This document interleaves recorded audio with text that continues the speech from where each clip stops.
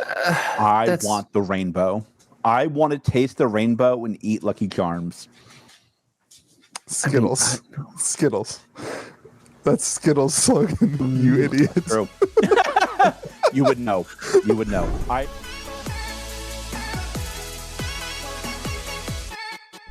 Whoa, whoa, whoa. Welcome to MTZBWY with you, America's most favorite MTG podcast. I'm, of course, joined by the man who has to beg Louie for $2 to keep his channel alive, Josh. Why does the intro gotta hit where it hurts right off the bat? I learned this last week. I did not know this before.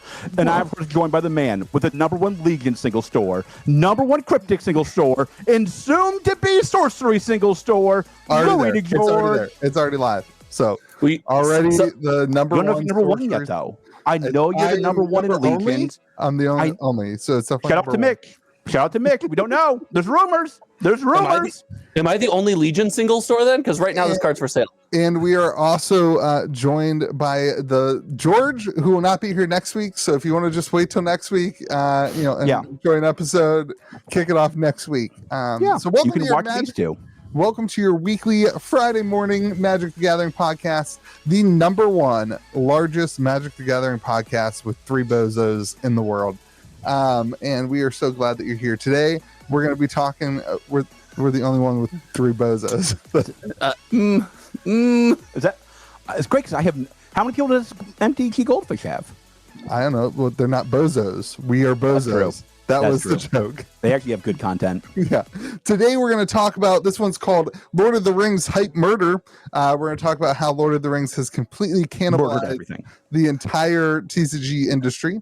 We're going to talk about box breaking and how it's going to come to an end, and it's going to be illegal. And we're going to talk maybe about, you really can't raid. maybe that joke's no longer as funny as it once was. We're going to talk about Commander Masters and how does Commander Masters follow up Lord of the Rings. Cryptic is releasing their new set, Wicked Prophecy, this Friday this releases. And we're going to talk about sorcery. I got my boxes today for my Innkeeper pledge. Pretty exciting. Best box opening experience you ever had, folks. It was. I heard this one. Yeah. Here's a foil Aquamarine core I got today in trade. Pretty cool. And then I pulled another core today too. Pretty excited. So I have 2 of the cores, 2 of the 3 cores, and I have 2 of the 4 mixes. So I'm on my way to the 9. All right. We're going to talk about the 403 card set and what that means for the game. We, one of us at least, got approved for Lorcana. George, did you get approved for Lorcana? Yeah. Are you sure? No, I'm not sure. Thank you. Distro said I was approved. Distro said I'm approved. I'm approved. I got the email. I actually got it like a second ago. We're going to talk about literally, as I said, I haven't gotten my email yet. My email updated.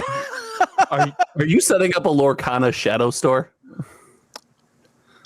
I'll be honest, I think that'd be tough. Like they really made you go through the ringer to have anything.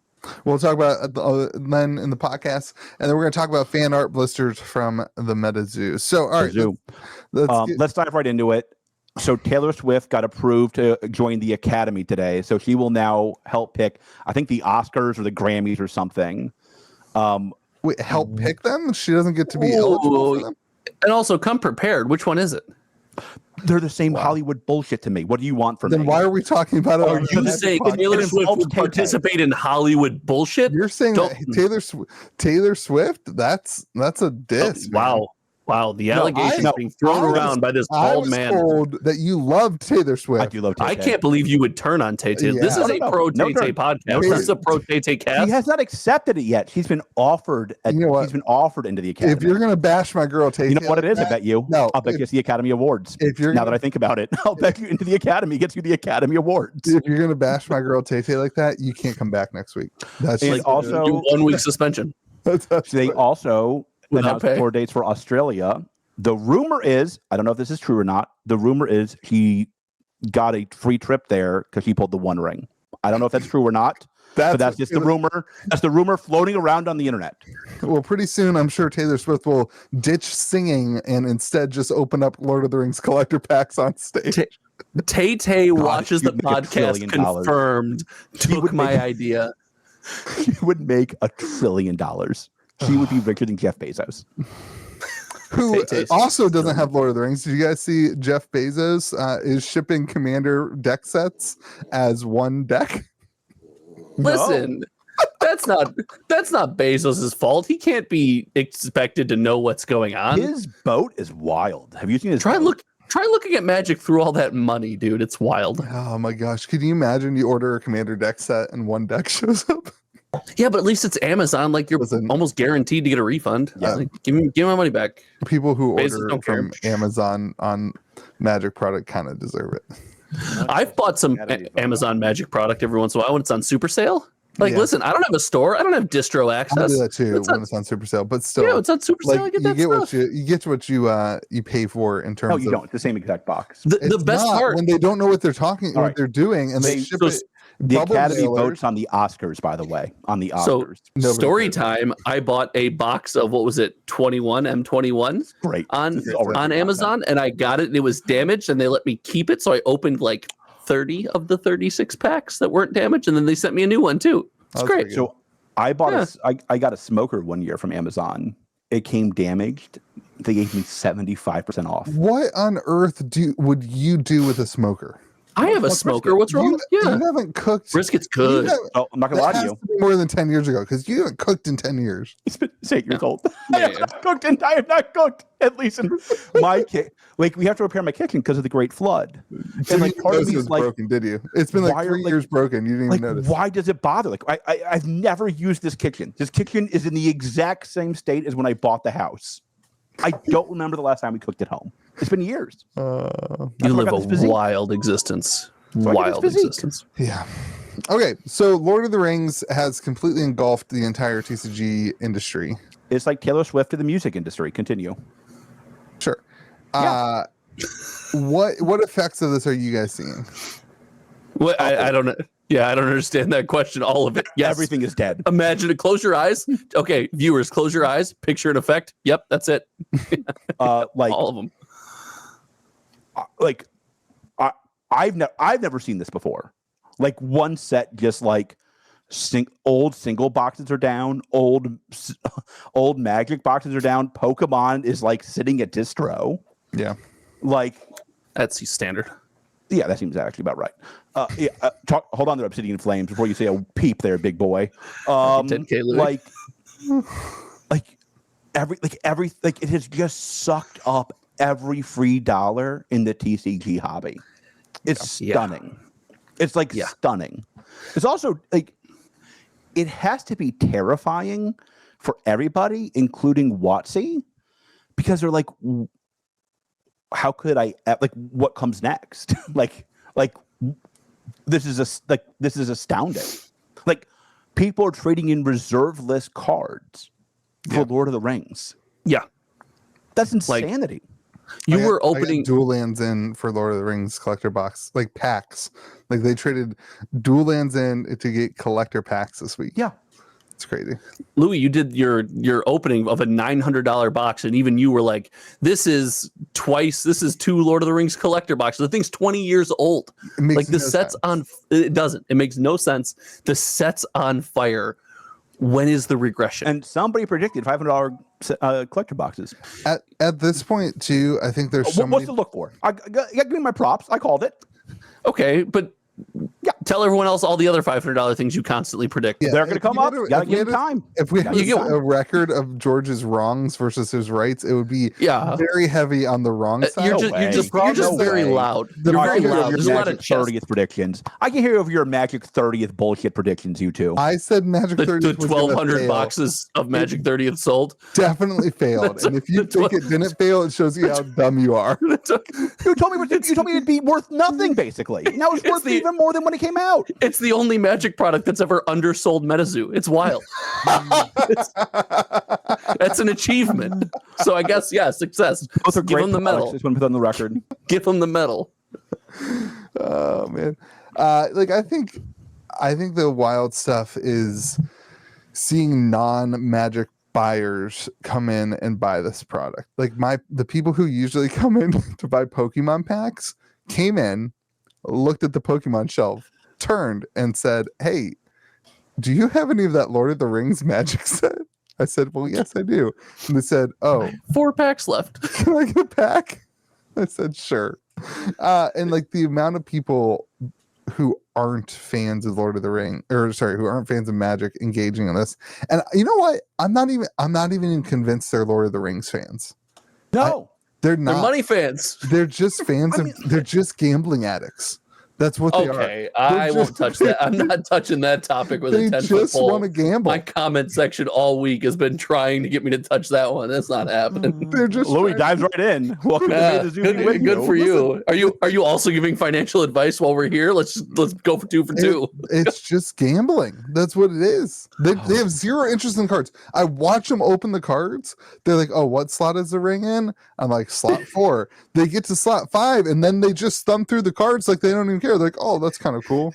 Did you see popular streamers who are chasing the ring are just putting the cards in giant cardboard boxes? I did a video on one of them, and I wanted to reach out and be like, hey, man, I'll ship you some binders if you'd like. Like, I'll buy you like 5 binders and like ship it to you.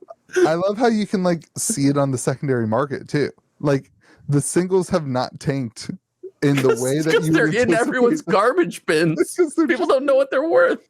I mean, don't get me wrong, like singles have definitely dropped in price, but it's wild. They've kind of. Yeah, no, it's already on. I had an order get messed up. Imagine that. It was our fault. Shout out to Joey. I was gonna not call out my employee. Happy 10K. I blame Donald if it helps any. I blame Donald for probably distracting him. If it helps any. We just didn't ship it with the right sealant on the box. And what type of sealant do you use? It's called tape. Was it none? Was the wrong type of tape? No tape. I was trying to not throw my employees under the bus.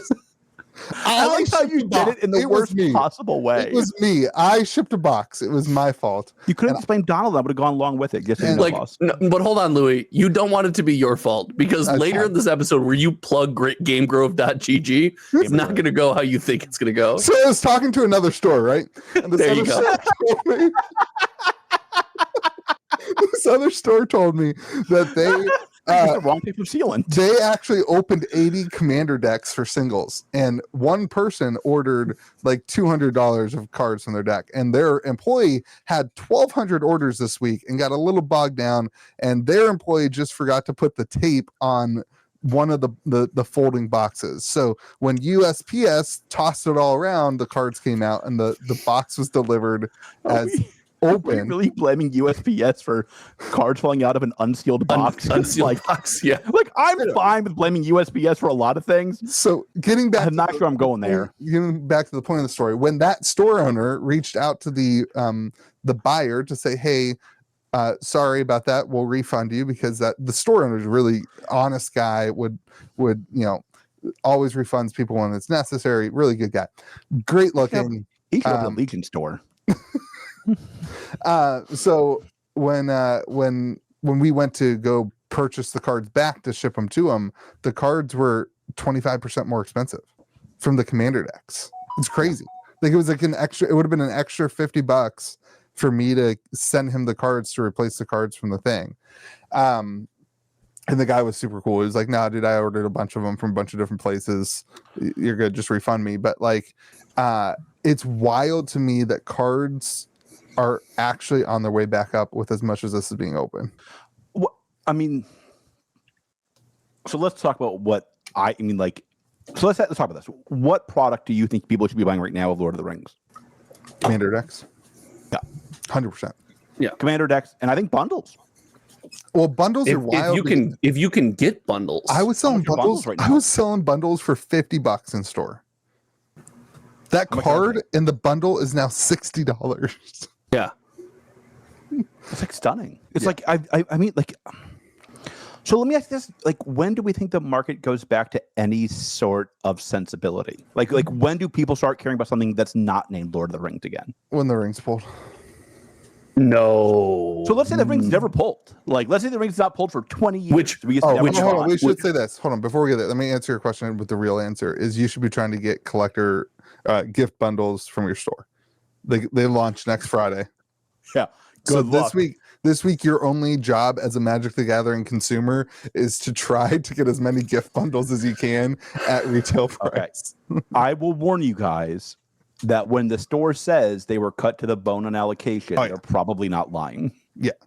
Probably. It was the roughest allocation I've ever had. Yeah. Because that's where the ring is. That's 100% where the ring is. Now, that might change with Lorcana, where I might get an even rougher allocation, but we'll find That's the most believable conspiracy theory, right? But you won't know if you got your allocation or not because you won't check your emails. That's true. I think the hype dies down a lot once the ring's pulled, to be honest. I don't think that's true, but I also don't know, like, one of the records said if we're going to see the ring pulled quickly, it'll be the next 3 weeks, and it's been 2 weeks. Like, yeah. This is the last week I think you have a shot of pulling it. Reaching the end of release into the couple days post-release where I was tracking data, the biggest resurgence, though, was regular bundles and set boxes, which don't have a chance at the One Ring. So up to, the 12th hour, the clock strikes midnight, the biggest surge in sales were products that don't have the serialized One Ring. I mean, like, distro is out of everything. Yeah, Nazgul is a uncommon in the set. There's 9 of them, whatever, but like that card's like $13 right now. But this is old Magic. Because it's bringing back the feeling of, some people are like, oh, it's 1 Nazgul per set box. Other like, I got 3 in mind. There's all these rumors swirling around. There's no like set in stone numbers where you're getting this. The fun is still there. Yeah. I don't think that fun, that excitement just dies when the One Ring is pulled. So I think it's interesting to think of the products individually. Like the collector box hype certainly dies once the ring's pulled. I can't disagree with you more. Really? Yeah. Dies is strong. I think there's no way we don't see like a dip. It's impossible that we don't see a dip because the total number of people buying it solely for the One Ring aren't 0. Right. So we're going to see some kind of dip. Adds a ton to the hype. I mean, look at your streamer guys that are streaming. They're not searching for Nazguls. They're looking for the ring. Like that's why people are watching them. So the hype's going to just completely drop once somebody pulls the ring. I think that portion of the hype will drop, but also a good amount of the print will have been gone through. I think we're opening a ton of this product in relation to a standard collector box. And then I think there's going to be sustainable demand for a, let's call it, damaged remaining supply, right? People are chewing through this thing. I don't see it dying. I don't see it going to $350. This might be a pretty low printed collector box. The theory is the running theory is 250,000 collector boxes. We have no idea. It's the running, no clue. Runs. I'm second. I won't do that. I'll speculate on this one because that's the running internet. They won't ban me. I have no dog in that Chris fight. Cox. All right, Chris Cox, you've been challenged. How could I have less of a dog in this fight? We've insulted Mark Rosewater's aunt on this podcast. I have not. No. There is no we. Yeah, I like how you're like, we've done this. You. Which going after his aunt, unique decision. Like I want it's a unique decision. I'm pretty sure George just put those words in my mouth, and we've just like ran with that. I said it. Internet, do your thing. So my point is, like, I think collector box hype dies a ton if the ring's pulled. I think define that though. Don't go further. Define that. What do you mean dies a ton? What's the price of a collector box? I don't know that. I'm not saying that the price really changes. I tend to agree with what you're saying. Is like the vast majority of the product has been opened, so I think the price is like it's hard to see the price come way down. So then what do you mean by hype? I said hype. Like hype isn't connected to price. It's not the exclusive thing to price. It's number of eyeballs that are on the game. It's people walking into my store who have never purchased a Magic product before asking about the Magic product. Like I think you said the collector product dies, which is why I'm confused. But you're saying the hype. It might have been my bad. You're saying the hype dies. Okay. Yeah. I got you. Gotcha. I think the hype around the whole set dies. Honestly, like I think a lot of the hype from certainly the hype from non-Magic players, like. I think the set box is still pretty gamey. Like I think it's pretty good. Like, I think there's enough sustainable interest within the Magic, or let's call it Magic adjacent community, where it's like, I haven't played in 7 years and I'm coming back. There's enough to sustain the set. What I'm more interested in is this the first set that does what Wizards of the Coast has been aggressively trying to do, and that's keep you buying it post-release, and not just the One Ring going. I don't think so. Like, I think this is like distro does not have any, and like I have not been told of a restock date. Yeah. Now, let me be very clear here. I will be stunned if there's not reprints of set and draft. Like, that would stun me beyond belief. That'll certainly happen. Imagine the one time Chris Cox decides not to print something to the moon. Anything. It'd be like $10,000 a box. But I am not hearing like, oh yeah, we're getting a truck tomorrow. I don't know when we're getting more. Yeah.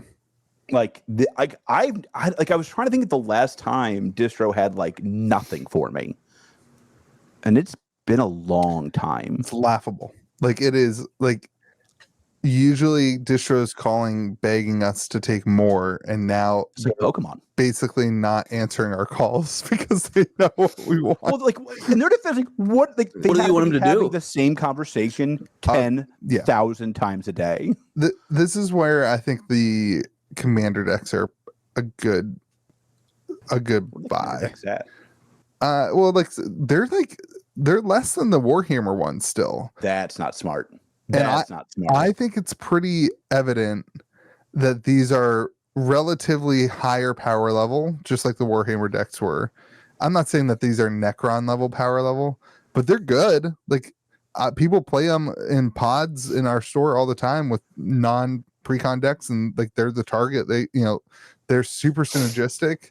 But then, like, the Wild Edition is that collector sample pack that has exclusive cards in it. Like, it's everything George ever wanted in the collector sample pack. It's true. WotC just gets it. As far as the set goes, they just get it. God, like, listen to me the whole time. I agree with Louis. The only thing I wish would have happened with this set, and it can't, I truly believe, I have no inside information, I have no idea if this is true, but I wish it would have been, the collector box could have been expensive. I wish the set and draft would have been priced closer to a regular set and draft, but with paying extra for the IP and this being a straight to modern set, like, it stands to reason that it costs more. Like, that's how every other product that they've done has worked. So I mean, it makes sense to me, but if it would have been cheaper, it would have been cool. But I'm not even mad at well, you can get a set box for what, 160? Right? Yeah, 165, 170, I think. Yeah, like, I'm not even mad at that.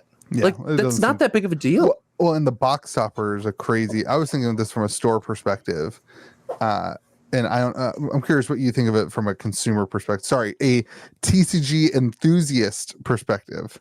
But from a store perspective, wait, am I not a consumer? No, it's just your phrase all the time in your videos. I always want to leave comments and be like, as a TCG enthusiast, this is what You're not a TCG enthusiast. You're a 10K subscriber having money grubbing store owner. So, speaking of money grubbing, I was thinking about today with the box hopper. At first, I was a little bit frustrated by the additional cost of the boxes. Right, there are considerably more than a regular set box. But today, like, this all week really, but today it struck me when somebody wanted to buy a box topper pack at $25 without me even asking. They were like, hey, you're opening up a new box. Can I buy that box topper pack for $25? I was like, yeah, sure. And like, if that subsidizes the cost of the boxes, you know, you're going to get one in every single, you know. So as a store, like, that's a new interesting theory in my mind when I look at these products, is to like evaluate that box topper slot if they're going to do it, and like see kind of what's in it. Because I honestly thought that this was kill the prices of all those cards, but it hasn't. Like Bajuku Bog, the Bajuku Bog box topper is a $13 card right now. It's like a 50-cent nothing card, but like, so I don't know. This is where I think the set dies when the One Ring is pulled theory goes a bit awry, because you mentioned, hey, all the non-Magic the Gathering eyes will divert at that point. There's enough Magic the Gathering eyes. In my opinion, my interpretation of the market is this product is getting opened in mass. We're seeing more singles on the market than we do for almost any other set. However, it goes so wide and so many people want them. The prices are stable where they are. So just with that logic, I don't think when the non-Magic, because the non-Magic people aren't really going and buying Bojuka Bog. Like they're not buying that card, I don't think. They are.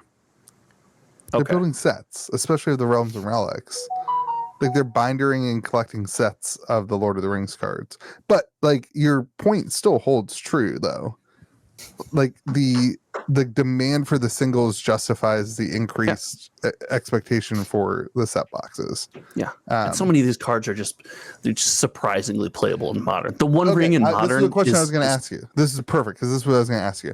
Because you were comparing card price, or you were comparing box prices to a standard set. When you compare this to Modern Horizons 2, as a lover of standard and competitive Magic, I'm in. Is the power level anything close to MH2? No, MH2 is GOAT. No, it's a commander set. Like, let's just call it what it is. It's a commander set. But the One Ring is the most powerful modern card we've seen since probably Modern Horizons 2. Okay. So, since we got things like Ragavans and the Elementals, the Evoke Elementals, that whole series. Cards are amazing, by the way.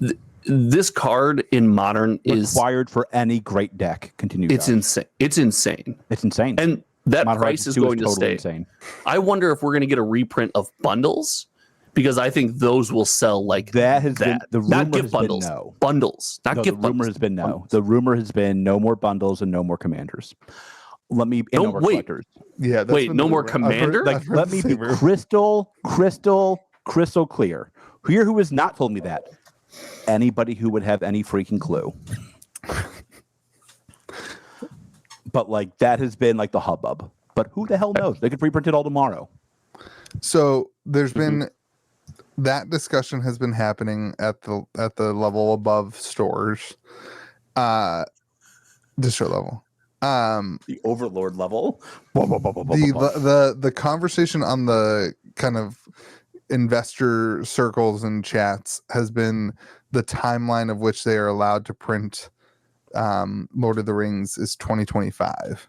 That's because of the arena pack expiration date. Right. And so George is the perfect example of who not to be. The guy with the Modern Horizons 2 bags. After they just kept announced final call for Modern Horizons 2. Modern Horizons MH2 to the moon, dude. MH2. That spoiler alert means that they are about to get another big pallet. No. They limited this time. They limited them this time. So we can only get a certain amount this time. So like, don't worry, I took the max in case I was worried if I thought I had enough Modern Horizons 2. Well, and like, hold on, I took the max. I'm joking with you, but like, look at MH1 was the same way. MH1 they kept reprinting it. I remember buying MH1 at like $200 a box, thinking I got a great deal, and then like all of a sudden 3 months later, MH1 was like $160, and it was like at distro cost basically. And that was forever. And then like 3 years later, they had stopped printing it. And all of a sudden, if you look at the timeline of MH1, it's a straight shot up. And like, the fact that they're doing one more reprint of Modern Horizons 2. What did I do to them? Like, I'm the only one that defended you this year, Wizards. I'm the only one. I'm the only one that has like been like, no problem with 30th. I defended you. Yeah. And this is how you treat me. You deserve it. Your big thing. Oh, everything. No problem with 30th. I supported 30th. Everything else, I supported 30th. Love me. Yeah. So I don't know. I think like this sets. So, and also I will add though that even if the original deal expires in 2025, they can always extend it. Sure, that's fair. Like, there's not like I have to imagine Lord of the Rings is quite happy with how this is being received. Oh yeah. I'm sure the next conversation is when do you do The Hobbit? It's got to be the next conversation. The set will be twice as long, even though the You said this. Don't use my joke from last week. Don't do it. God. It's very unbecoming of you. You insult his channel, say yes to beg you for money, then steal his jokes. Welcome to May the Zoo be with you. Well, somebody wasn't there last week. If somebody wasn't here last week, they wouldn't know. It's the same people, Louis. It's the same people. They come here for the Tay-Tay news. They really do. They do. I want you to know, I love the Tay-Tay stuff. This set, before we move Even on, though you're banned next week because you don't support Tay-Tay. Yeah, you're No, Tay-Tay would never ban me. No, we banned you. We're banning you for your lack of Tay-Tay Pretty support. close to New Zealand. We banned you. You don't handle bannings well. Yeah. You don't seem to get it. you don't seem to understand it. He's gonna leave the podcast. I'm out. So He's free. He's free. last thing I want to say about this, like, hype murdering everything, is like, this is what happens when Magic gets it right. Could you imagine if they got it right every time? You can't. No. horrible. This take. Horrible. Imagine. Horrible. How do you turn this into a negative thing? How do you turn this into a Wizards of the Coast negative? Because like it's very rare that they get things this right. But this shows you. Hold on. Let me finish my take. Let me finish my take. Let me finish my take. When you create a product that unites the community, that unites collectors and players, and everybody gets behind it. Look at how large the Magic the Gathering community is, and how much it takes from the rest of the TCG industry. Because Magic is the biggest trading card game player base wise in the world. He caught himself halfway through that sentence. Wow. And so could you imagine how much more difficult it would be for all the other games if they just did this every set? If they just did it right. There's two things. First is like, I don't think that's reasonable. Like, this is a unique experience because it's a unique experience. Like, you know, this is the first Universes Beyond. This is the first in a booster box. Like, this is a great IP other than you, who hates it. Everybody else loves it. Like, it is hard to get things this right because there's only so many really great IPs. The other thing is, like, I think the better way to phrase it is, like, they're the only ones that can get it this right. Nobody else can ever get something so right that it kills basically the entire market for everything else.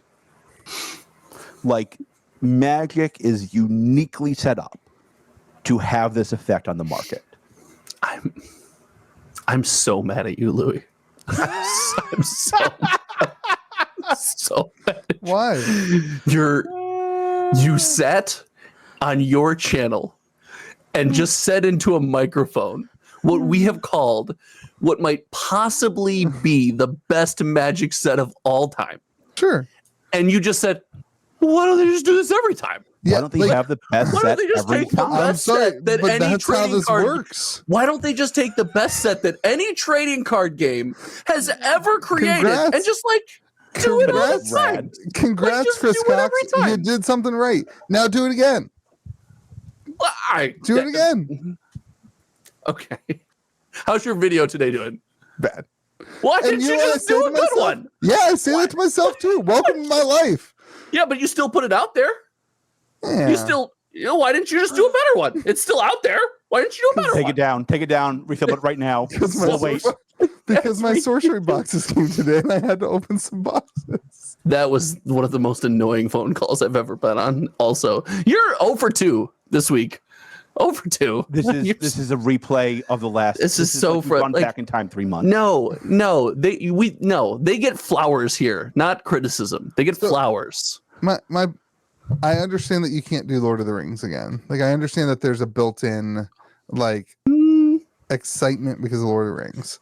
But why do they ever have anything not go perfectly? The way that they set this up, though, had all of their people in mind. They said in their fireside chat, maybe all the product's not for you, and if a set's not for you, then sit it out. Right? That's their new attitude. Nobody wanted to sit this set out. Nobody in the Magic community, even the people, it's really been interesting. Shout out to the commenters in our YouTube channel. All the people who were so against Lord of the Rings, our YouTube channels, all the people who were so against the Lord of the Rings when it was announced and when it came out, is it, where are they now? They're not commenting. My guess is that they're opening Lord of the Rings boxes. Shout out to Trey, guy at my store who was never going to play Lord of the Rings. Guess who built a league deck this week to play Lord of the Rings? I thought you were calling out random commenters in the comments. Yeah, I did too. I was like, wow, you got receipts, bro. You got receipts. Terrible decision. No, Trey's cool. He just got a promotion at his job, so I'm sure he's going to get made. So congrats, Trey. Congrats, Trey. So my point here is like they built a set that included everybody who even didn't want to be included, and that's, in my opinion, why this has been such a success. You'll buy it. Yeah, you'll like it. Do it. You'll play with the cards even if you hate them. So like I don't know. That's if they. I mean, like for me, the big one is that like so Avatar Weiss was supposed to like be the hot product this month, but it was like Weiss. It's like Avatar Weiss was hot. No, it wasn't. It was. No, it wasn't. Like Distro was allocating it like it was a hot product. Okay. And like nobody cares about it. Nobody. I think it's like literally close to distro cost right now. Yeah. We're talking about people not Weiss box is always close to distro cost. No, that's not true. Weiss is wild. George, we're saying people aren't buying Pokemon, the second largest TCG in the history of humanity, because of this set. It should not be a shock that people aren't buying Weiss. I would also say it's because of the last two sets of Pokemon. I think Pokemon also has 2 mega sets coming out, like Obsidian Flames has Charmander on the box. And if you go to PokeRev's YouTube channel, is he hyping up those products or opening Lord of the Rings? No, he's proving to everyone how hard it is to open collector boxes and collector packs. That's my favorite part of it. You can phrase anything negative for Magic and everything positive for Pokemon. Pokemon's biggest YouTuber is opening Lord of the Rings Magic packs, and you're like, yeah, he's proving how bad the product is by opening it on his enormous channel. Magic's biggest YouTuber, never mind. Did you like, by the way, that I celebrated I celebrated you reaching 10K by sending you on the same day this professor's subscriber count? What's his subscriber count? 10K? 850,000. Stop it. He does not have 850,000. Yeah. You got a long way to go, young fella. Go look at the other games that Magic's biggest content creators doing. So if you're going to use that against 850 Pokemon, 8,000 people, 850. If you're going to use that, how many views does he get? Does he get 2,500 views or more? Yes, yes, way more. George, that's our territory, or that's even lower. That's my territory. Don't be disrespectful. I'll give you $2. That's what I'm worth. I'm in. That's 850,000. So I celebrated Louis. I was like, "Hey, congrats, man! You made it to 10K," and sent him a screenshot of Tolarian Community College. Oh, actually, it's funny because I'm punching up. When you punch down, it's mean, but I'm punching up. It works out. I punched down last week. That's the only time I'll ever do it. I still feel bad about it. That is not true. You punch down all the time. I'm gonna start recording our phone calls. Only on George because he's short. All right, here we go. Moving on. Let's talk about box breaking. What, you got a defense there, Shorty? Come on, George. This is your topic. So ESPN had a great article about. I'm sure Josh didn't read the article. I know I didn't read the article. Well, the difference is Josh didn't read the article, and you can't read the article. No, those that's are two not different true. things. I sat down to read the article and realized I thought I could read the article in 5 minutes. Usually, when somebody sends me an article, it's like a 5 to 10 minute read. I read it for 10 minutes, and then I looked at my scroll, and I was like, I'm not even an eighth of the way through this. I'm glad you're like, this isn't a picture book. I can't handle this. It was like story. I was like, I don't care about this box breaker. Stop giving me the behind the scenes. I get it. Like those 5 minute reads are tweets. They're not articles. They're tweets, buddy. Why is my life just a big hashtag?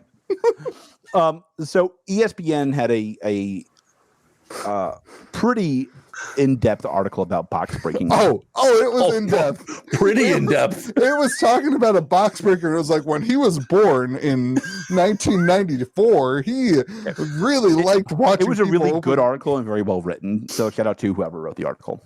It's also ESPN. It should be. If it was really poorly written. Shout out to the editors at ESPN who listen. George, you are framing this horribly. I'm doing great.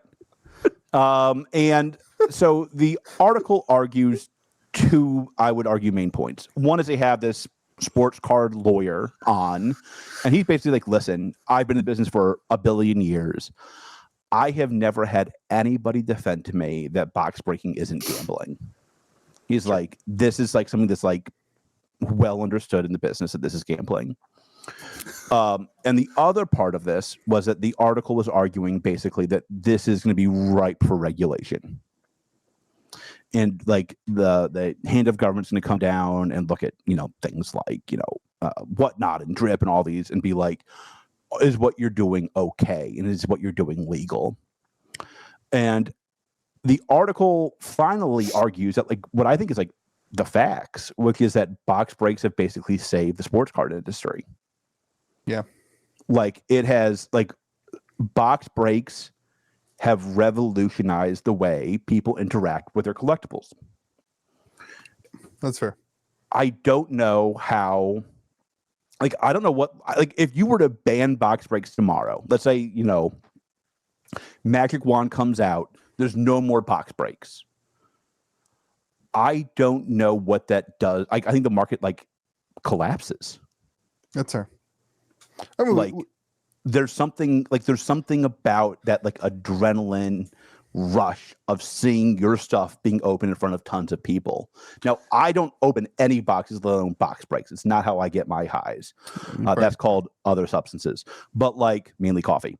But like George, no chance that makes the episode. That'll make the episode. I love coffee, and so like I think this has bigger implications than just sports. I think it also affects cocaine TCGs. in my head right now. It's too great to pay attention to what he's saying. The only thing I can think about right now is how big his nose is on the screen. Why is my nose so big? Because you're sitting at your desk like this. That's where my camera is. I don't have a fancy camera like you guys. I have a Dell 13-inch laptop camera. George. Oh my God. Buddy, this has not been your segment, my friend. I think it's been a great segment. You're normally a great segment. You're normally a 10 out of 10, but just like Magic, everything can't be your best work. Oh, this was a great. I think it did great explaining the article. Okay, no, you did. I know I did. It was the rest. It was the rest of it. It's not my fault. You two can't pay attention. That's not on me or on ESPN. It's a little bit your fault, but you just read card text in a monotone voice to us for 10 minutes. So it's best Stockholm experience I ever had. George is like, God, can it be next week yet? Can it please be next week? It's at least a dime bag your fault. I don't know what that is. Okay, so I agree. Like a D10. I agree with your statement that if they ban box breaking in America, let's go with the only country that matters. Yeah, that it would completely obliterate the market for TCGs. I'm saying like games would have to print a third of the boxes. I think that's true, to be honest. Like, you think 2/3 of all TCG boxes are open? No, I don't. But the excitement and hype that they bring, the content. So, like the ease of content that is sitting in front of a camera and having other people pay for your boxes to make your content. Trust me, I'm a content creator. That ease is easy. Like it is the perfect scenario. You are both making money, not spending money on your content, and getting the content that people watch. Like if I were to come out with a Magic the Gathering deck tech tomorrow, my guess is that my video today, though it was terrible, would still get more views than my Magic the Gathering deck tech. because nobody cares about my Magic the Gathering deck. Never mind the vast majority of Magic the Gathering deck decks. What they do care about is watching people either make or lose money, which is what box opening is.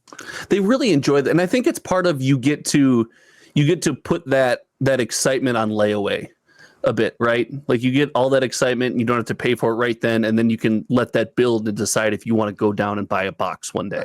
So it adds to them the content being viewed, and then you watch somebody open your box, and then you go to the store and you buy a box because you're engaged. It feels so much. I don't think I've ever paid for a box opening, but I think it probably even feels better to get hosed. Like when you open a box, it's just a dud. If it's a box opening, at least then you feel like everyone else is, like there's an entertainment factor to it. You feel like this solidarity, I would think, more than in this podcast. Did I really hurt your feelings? I'm sorry. No, you're doing great. He doesn't have feelings. You're doing great. You're doing great, bud. I love you. Thank you. Now I feel all better. You told me I'm doing great. Now I feel all better. No, I'm very sensitive with my nose now. I'll be honest. It's just the camera angle. It's like we can see see the residue up your nostrils. George, as someone who has a massive nose, you've met me in person. Wow. Yeah. Did that come out of your nose? No, the freaking air conditioner. Like there's like a freaking this air conditioner. This air conditioner. Those guys in the house that I cannot kill. They are. I could see box breaks being a problem. Well, like here's the thing though, right? Like let's talk about who would survive this. Like Magic would survive it. Pokemon would survive it. The guy who does no box breaks would survive it. I mean, like maybe like you would see interest in a lot of these things just crater. I agree. So like, the games that have what are the odds? I thought this was fascinating. What are the odds that happens? What's the odds that the government comes out and says, hey, you can't YouTube stream a box opening for another person and take money for it? So I think that is something different than a box break where you're buying like a pack or a slot or something. Right. On drip or on whatnot. Yeah, from my understanding, a box break is. So I think it's a little bit different, but maybe like I agree with you that they're similar, and like if one falls, the other might go with it. Can I give you a perspective? Yeah. So my website is built with Shopify. GamerGrove.gg. Yeah, GameGrove.gg. You can go there to buy all of your Magic the Gathering stuff and your sorcery singles and everything. All right, singles and Legion singles. So when I first built the website, when I first started the channel, and I was doing box breaks and I was doing content, everything was great. And then I got an email that was like, "Hey, we disabled your website." I was like, "Well, that sucks." I was like, "Well, that sucks. I quit my job. It's my business." I said, "Why?" And they said, "We found out you were doing box breaks, and so you have to use a third-party payment processor in order to process your payments because of the risk to us, Shopify, for processing your payments." And I said, "Well, solves this." Yeah. Well, I said, "So okay, well, can you open it up for like me to run my business? I won't sell any more box breaks." And they did, and then I switched to a third-party payment processor. Until now, when things are different, and I just handle the box. I just don't put it up as box breaks on my website. I have 10,000 subscribers that will bring the wrath of God if they insult me. Continue. So they look at this, like Shopify looks at a mediocre YouTube channel and says opening boxes for people is not allowed. So I would think that they wouldn't see a difference between like a live stream pack to pack break and like just taking the money from somebody. So the only difference I could see is that one is such a larger market. Like Whatnot and Drip are so enormous in terms of revenue in the hobby that like they're just ripe for like an action. Now I have no idea if this will happen or not, but like I found the article pretty fascinating because like the lawyer was like, "Oh, like this is like a well-known secret." Interesting. That would certainly kill those companies. I mean, instantly. Oh, instantly. Yeah. I mean, like I don't know how they wouldn't die. Like, what else would they turn into? Is this why we haven't seen? Oh, go ahead, Josh. You've been trying to talk for like 10 minutes. No, I guess what confuses me is banning the idea of a box break or regulating that in some way kind of makes sense because a lot of these products have box let's call it a box hit. If a box has a box hit and you're splitting that up amongst 6 people, that to me could be, a spin of the roulette wheel. Like, let's say that's the boxes and the company's declared odds. But if I buy an entire box and I say, hey, I'm buying this box, I want you to open it for me. I don't you're paying see for how, the entertainment at that point. Yeah. I don't understand how that could be, or why that would be regulated, because I am the sole owner of the entire product. So the One Ring brings out a good point in that, though. You are opening the box for the gamble of hitting the One Ring. But that's the government a problem doesn't, with the box, right? Not with the box break. That's exactly what I was going to say. Like, the government doesn't look at Lord of the Rings, unless you're Canadian government. You don't look at the Lord of the Rings box and say this should be illegal to sell. They already got sorcery. They should be fine by now. I mean, like, why would they go after the box break specifically then? I agree with that. That's George. I guess that's where I get confused. So the article mainly did not talk about that. The article mainly talked about the life and upbringing of this streamer. It was a great article. It's not their fault that you can't read anything but picture books. That's at best, by the way. B is for bear. L is for learn to read. Oh my gosh, we have that book too. It's such a good book. So the only what terrifies Tales. them is I got a box of Eminence basketball a couple months ago for sports. It's a $20,000 box, and there's 6 cards in it, I believe. So that's the kind of stuff that is you are winning or losing in a pretty profound fashion. So, you're money. That company's laundering money, right? That's what that is. First of all, how dare you? Second of all, sports is so goat. Why? Sports is so goat. That just seems. So let me ask you, George. Give me the end of this. Let's say this happens. What does regulation for box breaking actually look like tangibly? Well, I mean, the article argues there's a range of options, right? It can go from as little as you have to be over 18, which means you have to click the button that says I'm 18 and everybody's over 18 magically. Good time in video games. Right. I mean, the other options, that's one extreme. The other extreme is they say it's outlawed. It's a form of gambling. But isn't even that state to state? I mean, there's federal laws against this stuff. Sports gambling is illegal I don't know. Let's say sports gambling is illegal in West Virginia. I can still get a DraftKings. Shout out to Kalish. Shout out Matt Kalish. We know you still listen to the podcast. Shout out. I can still get a DraftKings app and gamble because DraftKings is in. I don't know. Are you legally allowed to do that though? No. I don't. I'm saying I don't believe you're legally allowed to do that. Really? This is the one extreme, right? This is clicking the "I'm over 18" button. Yes. So you're just lying about the state that you're Listen, man. Yes. People will use VPNs. Louis, you can't spell West Virginia, and that'll be your best defense. So, I think you'll be okay. I know myself. If I got involved in sports gambling, that would be the end of our friendship. That would be the end of me. This is why. Yeah. You do have an addictive. You have an addictive personality. It's the worst part of Louis. It's the worst part of Louis. Is this the sorcery transition? Is this it? Is this it? This is why I can't collect comic books. This is why I would never do cocaine. And that's 3 times this episode now. That's 3 times this episode now, buddy. This is why I would obviously not sports gamble, because I have too addictive of a personality. Which brings me to the real question: is one of the ways that they control this making boxes tell the exact odds? With the magic box, already have to, don't they? They already have to. That's part of regulation. 1 in at least.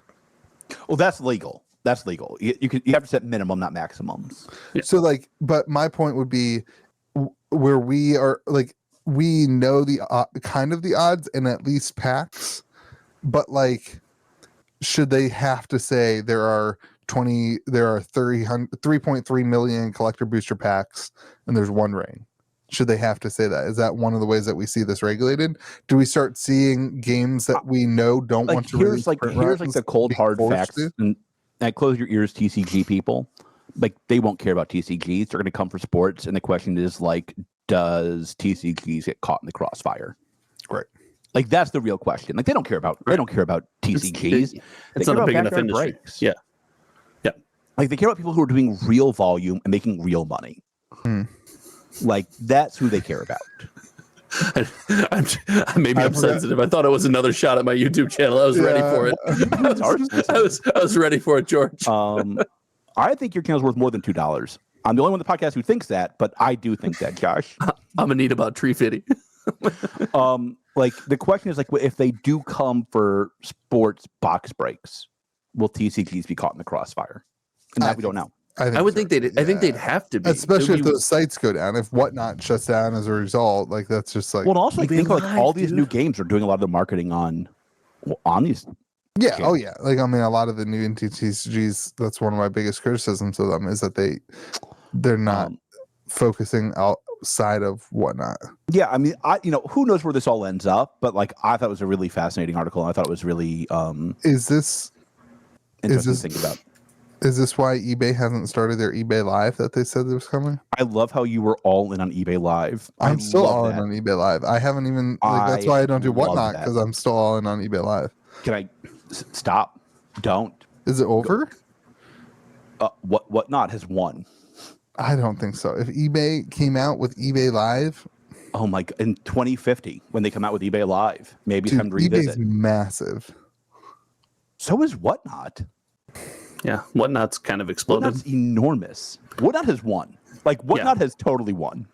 Real channels with real subscriber counts advertise Whatnot. You and I advertise eBay Live. I love that. I love the reverse dig. I'm in, baby. Get him, Josh. I'm on your team, baby. We're in an hour. Punch it up. Let's not talk about Commander Masters unless you guys want to. We can always save it for next week. It's still a ways out. August 4th, right? Yeah. All right. Set boxes to 500. The heart of that topic was so wrong. How does Magic follow up the Lord of the Rings? It has to be better. It doesn't. It has to be better. It doesn't. It does. It can't be. If it's not the best set ever produced that kills the entire TCG market for everything but it, I think it's a failure. You get me? So like do you remember like a long time ago, billions and billions of years, with this big asteroid and it wiped out the face of the earth? Yeah. Uh-huh. I really hope local game stores know that story. This is a planet killer. Commander Masters is a planet killer, dude. No, it's a planet killer. I want you to know there's a chance it kills me though. I put my number and I was like, God, I really hope Josh is wrong. That was my first thought. God, I hope Josh is wrong. I don't often take the road less traveled, but on this one, I'm asked skeptical. For some from both distros this time because I was like, I want all of it. Wild.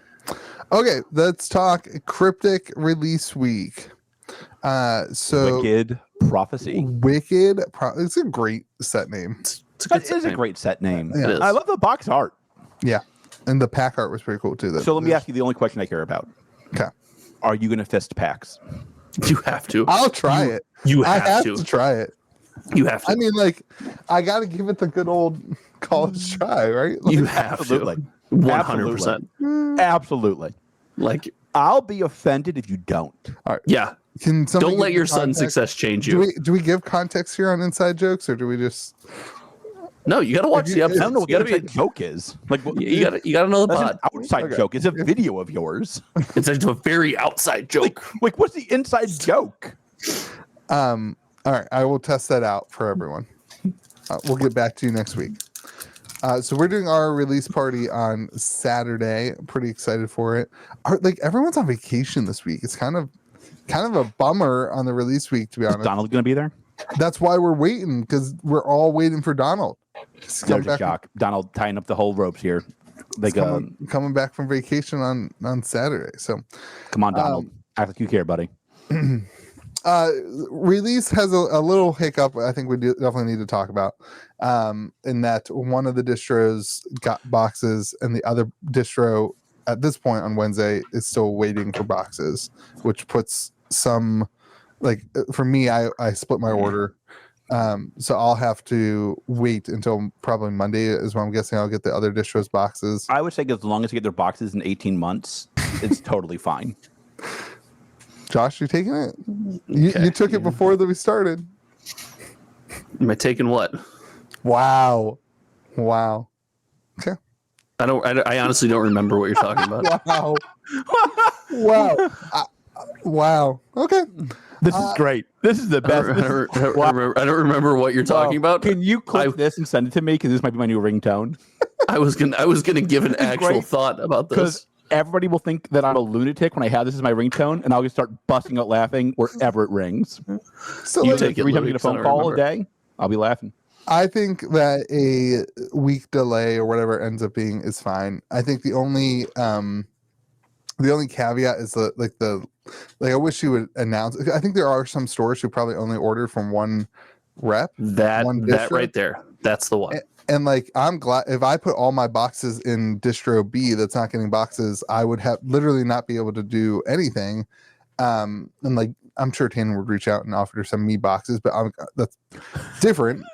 I think I'm sure he would send me some boxes so I could have my release event. Does know who I am? Well, like I only know that because he did that this week. So like, that's what I'm saying. You get 10,000 subscribers, folks. They come to you. Like, I think for an average store, if you only ordered from distro B that's not getting boxes, I think that would be a feel bad on release week to potentially not be able to host your event. So I think some sort of like public conversation about that, fine. I do know that he worked really hard behind the scenes to cover for the other, to get boxes in time. Like last minute, he shifted some things around. So like, that's great. Has this been announced publicly? No. So this is the Scoopy, the real Scoopy. I assumed it was on Facebook. It's not on Facebook. It's not on Facebook. All right, it's not a Scoopy. That's the way rules work. Like, that's a problem then, because of those stores that are in that bucket. He could announce it. This is a very MetaZoo move to like have it delayed, not announce it. Did Mike kick you this week? Like, what's going on? Did Mike punch you this week? No. You go to New York and he just like kick your knees? Like, what's going on? No, I don't think Mike can reach my knees. I don't think he could. I don't think Mike's short. I'm sorry. Is it Mike's not? a big dude. He's not short. Okay. He's not short. I don't care. I gotta tell Mike's taller than me. I gotta be honest with you. I'm sure that Josh could still take him. Like, I think I'm very heavy. I'm very chunky. I'm very chunky. You guys could do the Elon Musk and Zuckerberg. I'm in. How did we not talk about that this week? We're so busy talking about Tay-Tay getting some stupid Academy Award. I'm taking getting the an Zuck. Oscar vote. Also, I'm taking the Zuck. Elon Musk pulled out. I'm officially throwing my name in the ring. Really? Did he pull out? Yeah, did you I believe he said his mother would be disappointed in him or something, or okay. If that's why his mother's disappointed in him, I don't know, Chief. Like, I can think of a lot of reasons she could be disappointed in him. That's not one of them. Is it Twitter Blue? It's Twitter Blue, isn't it? It's Twitter Blue. I knew it was Twitter Blue. I'm throwing my hat in the ring, though. Blue. I'm taking the Zuck. I never 100% George as a Elon Musk hater. No, I don't hate Elon Musk. The capitalist pig hates Elon Musk? That doesn't make any sense to me. That is weird. That's a weird move. I don't like the SpaceX thing. You don't like SpaceX? It's a weird one not to like. Why? Too. I like the Boring Company. How do you feel about Jeff Bezos and his penis rocket? That's funny. Yes, I do like. No, don't go there. Are we going to go there? We'll go there. No, come on. One of my favorite books ever is called The Everything Store, about Amazon. It's a great book that is totally terrifying. Really? It talks about like how like Amazon is just out to like take over the universe, and like the end of the book, the epilogue is like where he goes to reach his goals. He only can go to one of two things: food and drugs, like food and like pharmaceuticals and healthcare. And this was before the Whole Foods announcement. So like the book totally nails it. It is a horrifying book. What's the Whole Foods announcement? Or Amazon bought Whole Foods. Okay. But like I can still go to Kroger to get my food, right? Like, I don't know. Like, why does that matter? I don't have a Whole Foods here. So that makes sense. I would not think they would have one of those in West Virginia.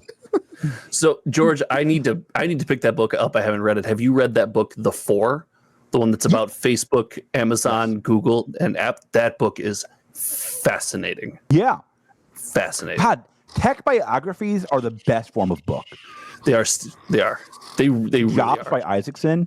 Okay, That was a good book too. Why don't you Maybe Let's get back to what we wanted to talk about. Can't read, but some of us like to talk about books still. Why don't you I want to get back to the main topic at hand.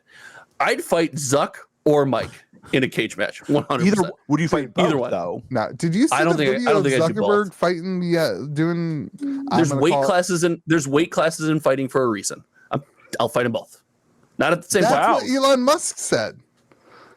Well, does he outweigh? How much more does he weigh than Elon Musk? He's on Ozempic Elon Musk now, is though. he's Elon bigger Musk. than Zuck. He's bigger than the He's Zuck. on Ozempic.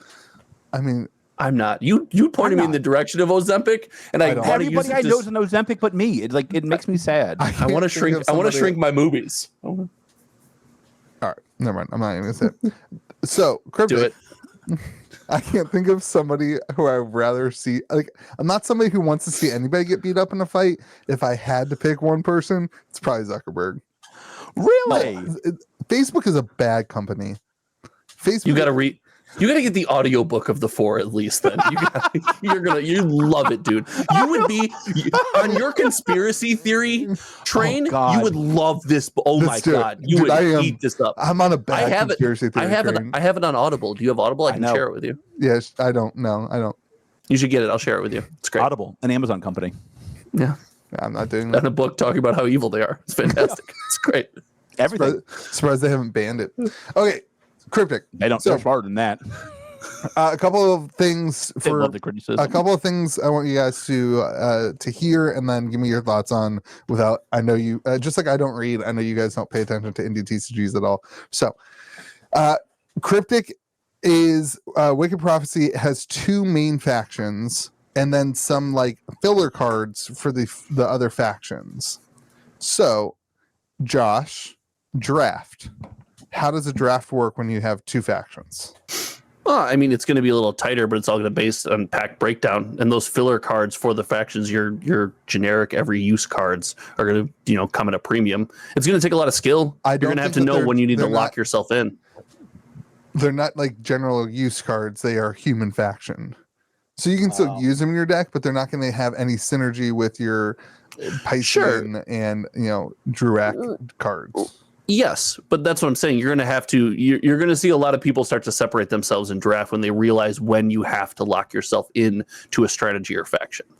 Okay, so in my opinion, is that a common thing in other games? Magic's.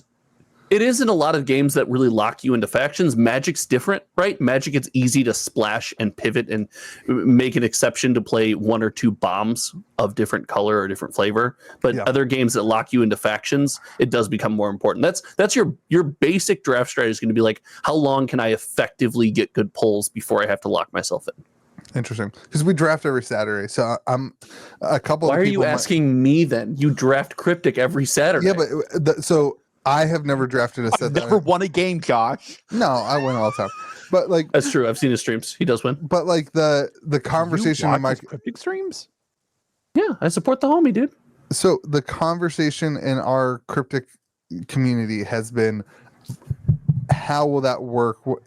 So a lot of the guys haven't played like other TCGs before, so this is their first TCG. I haven't done a ton of drafting. Okay. God, Josh's face when he heard that. Draft? No, just I'm sorry, but if there truly is, and again, it all depends on pack breakdown. But if it's like some other games where if you didn't pivot or pick your faction at the right time, you actually didn't have enough playable cards. Like that's a possibility. So that's rough. Yeah, it's gonna be interesting to see. Make sure you have enough cards, kids. And then the other big thing for Cryptic is they announced another color for the Cryptic text. So now in the boxes, you have a white text of every citizen, a green text of every citizen, and that was what Kickstarter had. But now they've added, we knew about purple text for every citizen, and now there is gold text for every citizen. gold. Gold is pretty. Just makes me think of the ring, and now I want it. Is that too much or too little? I want the rainbow. I want to taste the rainbow and eat Lucky Charms. Skittles. Skittles. That's Skittles' slogan, you idiot. True. You would know. You would know. I will concede reading to Josh and candy and cookie dough to you. That's fair. I do not read more than you. That is not. That's probably true. I read a lot. I can read though. Like I'm capable. That's the difference between you two.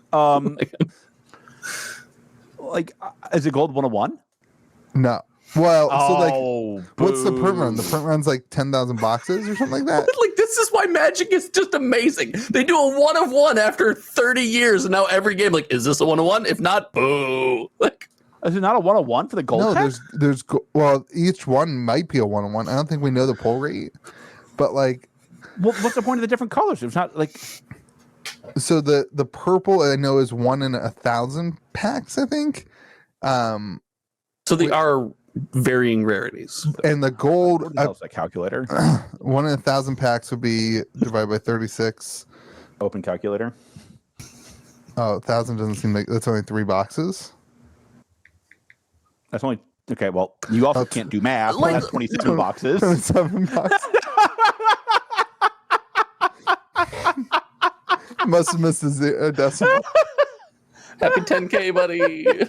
You did it. I was like, that doesn't make any sense. It's all about the people and the friends we made along the way. If the gold is more rare, so times 150, there would be 2 of each basically for the purple. So that'd be 4,100. Okay, so the gold could be 1 of 1. Gold could be 1 of 1.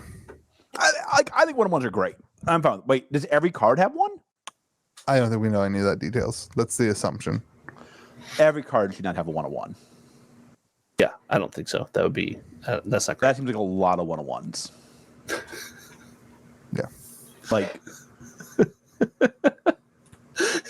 that's a lot of 1 of 1s. I'm just thinking of this podcast.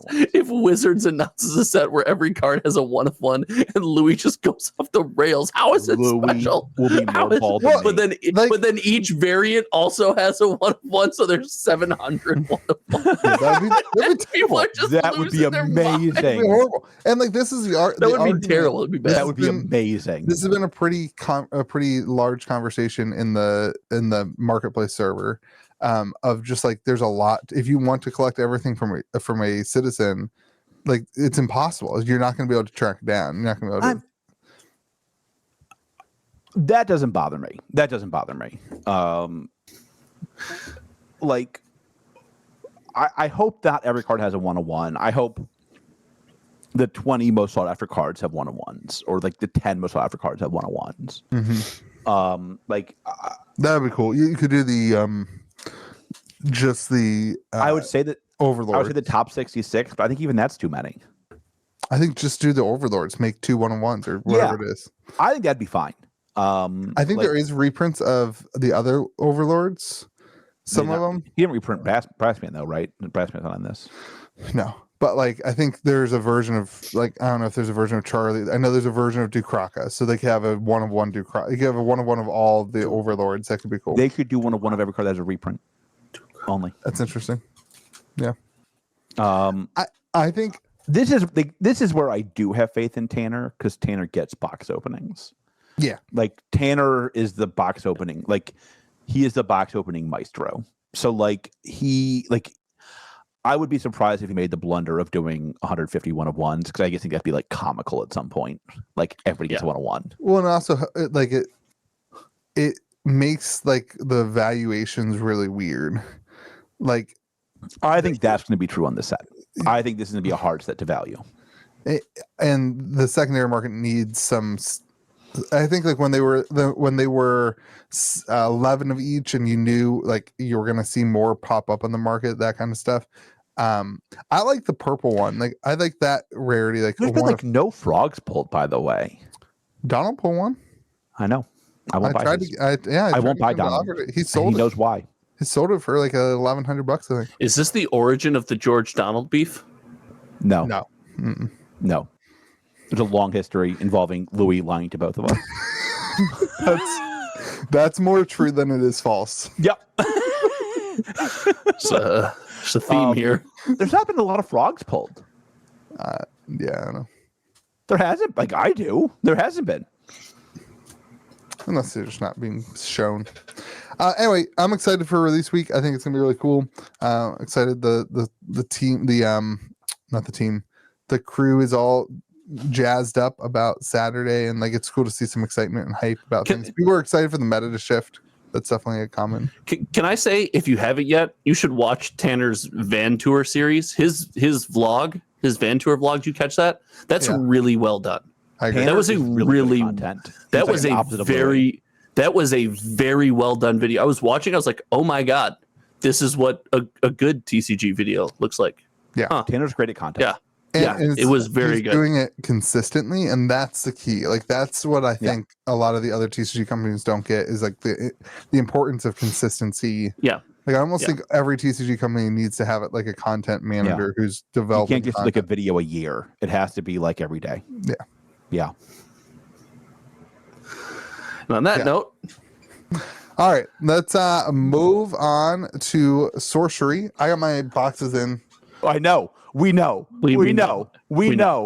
I want to pause you. I told you before this podcast that when you had a sorcery topic, I would give you an in-depth and spirited discussion. And then the last segment, you just kicked off by saying, I know you don't know anything about indie TCGs, but so I am tempted to just watch you talk for as long as you feel necessary. Just so you know. I won't do that to you, Louis. I'm salty. I'm still paused.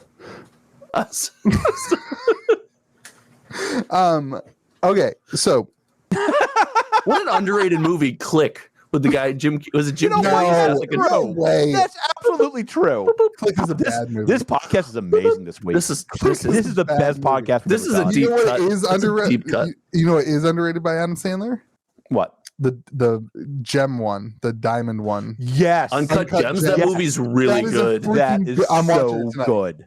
Dana, we're watching Uncut Gems tonight. Okay. My wife and I like made it. I want to go watch. We made homemade popcorn. We did a whole movie night. I'm gonna go to the Diamond District. You know what might be an overrated movie? One freaking fly. An overrated movie? Don't say it. Air. I didn't like Air as much as I thought I would. And I love that story. I love that story. I think what it was is people hyped it up too much for me. So it was still a good movie. You're bad at understanding who the GOAT is in basketball, so it might be part of the problem. What is Air? Oh my God. Okay. All right. Moving on. Talking about sorcery. Jesus. Is that an Adam Sandler movie? Yep. He got there. He killed it. Is it? Proud of you. Yep. You did it. I don't know if you guys are joking. Adam Sandler really, I thought like he deserves the Oscar for that. Taylor Swift should vote for him for it. The Adam Sandler movie where he's a basketball scout too. That was good. I could forget the name. It was a good movie. Yeah. I can't decide if I'm getting played right now or not. What is Air? Talk about sorcery, dude. Oxygen. Yeah. It's what your brain doesn't get enough of. Okay, so we tried to talk about this 2 weeks ago, and you guys didn't talk to me about it. So I want to bring it back up again. I'm gonna bring it in here. Take two, buddy. I want to have a huddle and it's your week. Discuss sorcery in a real way to help you understand my perspectives. Okay, so without you can criticize me all you want. Let's get the criticism on my single store out. This week, I listed and organized and sorted all my sorcery singles to start a sorcery singles store. You can go check that out at gamegrove.gg. All the singles are up. I'm going to be opening boxes to sell singles. You can go and buy every card from sorcery that I have in stock for sorcery. Now, here's the point. I opened 7 boxes. I still don't have I still have half of the uniques, about half of the uniques, and I don't have anywhere close to a play set of all the elites. Not even scratching the surface. How many uniques are there? How many elites are there? I should have known you were going to ask this question. That seems like an obvious question. I'm not going to lie to you. On sorcery content. I want to say there's like 60 some of uniques. But I would expect you to get I wouldn't expect to get every unique in 7 boxes. Right. I know that. Like I'm so on my store. I have, like, for example, there are 36 elites listed. I think there's 117 total elites. What are you charging? So I'm just starting all the cards out for elites at 15, uniques at 50, ordinaries are $1.37 and $1.35, and exceptionals are $4. I already got bought out of, like, people. I already cleared out of like 3 or 4 exceptionals, none of the ordinaries, and 2 or 3 of the uniques already got purchased. What's the foil multiplier? I'm not listing foils until I get my full set. So, okay. I don't have any duplicates of any foils in 7 boxes. I think I haven't even like organized my foils yet. I just got my my binder in today, my second binder from the Kickstarter. So I have any way to organize my foils. So sell it to him, Josh. I wish I used those binders instead of like the ones I use. The ones where you can just add never mind. That's not what that is. You can't just add a page to that. No, that's the other binder that I showed you earlier with the best indie TCG in the entire world in it. Binders where you can add a page are so much better than binders where you can't. But they damage the cards. Yeah, but like that's true. But like when you don't put things in correct order because you can't read or can't count, it is nice to be able to just pop the page. Yeah, it's easier to fix your problems. I mean, 100%. So yeah. Anyway, so my point here is that if you purchased Sorcery with the idea that you would be able to open a box or 2 boxes or even 3 boxes and be able to reliably build your deck that you had in mind when you were opening your boxes, or if you wanted to complete a set, you are forced. I don't even think it's an option. You are forced to go to the secondary Discord servers and markets and trading and whatever. Like, it's not even a to put any perspective in it. I hate comparing TCGs. I know George is all about making them fight against each other in cage matching. No, I love your 15 card game TCG. I'm all about cage matching. I want to cage match you now this week, Louis. Like, I'm in. I just want to cage match anyone. Great content. I got to get through what's his face first. George? No, what's the guy's name that's just supposed to punch me or whatever? From 2 weeks ago? You guys both completely forgot about this. I don't know how you haven't kept this going, but the football player. Nobody cared about that. That was a miss. That was a miss on your part. Okay, whatever. So to compare to Cryptic, 150 cards. I won't pit them against each other, but continue. You can open up a box and you get basically every card that you need, because it's still 36 packs and you get there's only 150 cards. So when you buy a box or 2 boxes, you're going to have basically a play set of almost everything in the thing. So when I look at Sorcery, and this kind of goes into this idea that we always come back to, is like, how many sets a year do they need? All that kind of stuff. When I look at Sorcery, and when I was sorting cards, I was like, why the heck is this taking me so long? Because I have Cryptic singles on my website too. And it didn't take me that long to do this. Why is this taking me so long? And it took me so long because it's like 4 sets. It's like 3 sets. It's like doing 3 of the sets that I had done. And so I think that that's going to have a considerable impact on a few things. Number one, I think it's going to have a huge impact on people when they get their boxes and their reaction to opening their boxes. And it's going to cause them a different emotion, a different thought than they maybe anticipated. Like, I know a lot of people in Canada, I know 2 people in Canada who have reached out to me and said, I don't have any boxes left. I planned on keeping half of my boxes sealed, and I ended up just opening them all to try to get the cards I was missing. And they're still missing cards. But like, I think that's going to be a big difference. And then I think the secondary market is going to see an increase in demand as a result of it as well. I mean, it's like one of the advantages of having a single store is that people will need a place to go get their singles without having to look for them and hunt them down on Discord and that kind of thing. They can just log on, pick up the cards, and they're shipped out. So I'm curious on your guys' perspective on that with the size of the card set. So what was that fart? That was my dog. Hi. See? Hi, Allie. It's a great timed fart noise from my monologue. That is a wow. Do your farts sound like that? Yeah, sometimes. Never mind. 12 pounds of sushi for dinner tonight. I don't want to be locked in a cage with Louis anymore. You win, dude. You got it. You move up the ladder. So I approaching this just to try to give the opposite kind of point of view from you. I'm going to present kind of the opposing angle here. Often when I'm working my 9 to 5, which I have to keep because my channel isn't successful, yes, I get it over with. But during that time, my goal is to remove as many obstacles for my client to continue doing business or to continue kind of pushing forward or engaging with my company as possible, right? Mm-hmm. So it's something I want to remove as many hurdles as possible. And in TCGs, it's not an exact comparison because you will always have to buy boxes to get cards, and that will always be an obstacle.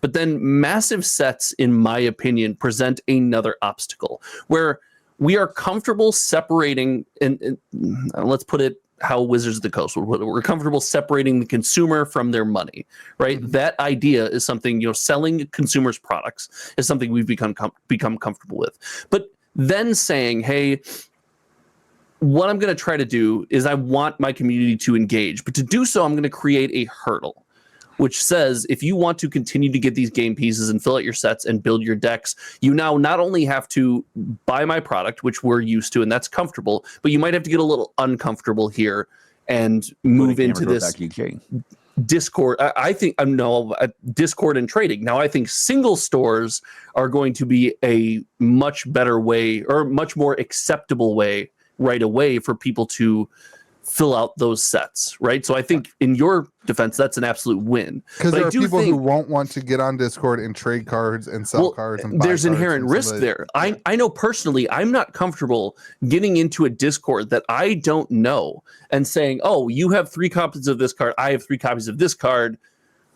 Yeah, sure, I'll send you mine, right? And just hoping I get something back in the mail. I'm comfortable with doing that with my friends, some people that I've met through the industry, but like blindly, that's not going to happen, right? There's a lot of different hurdles you're going to have to jump over there. So I actually see this as a possible roadblock for some consumers. I think this could be something that they want to be excited about sorcery, but it holds them back. Go ahead, George. Sorry.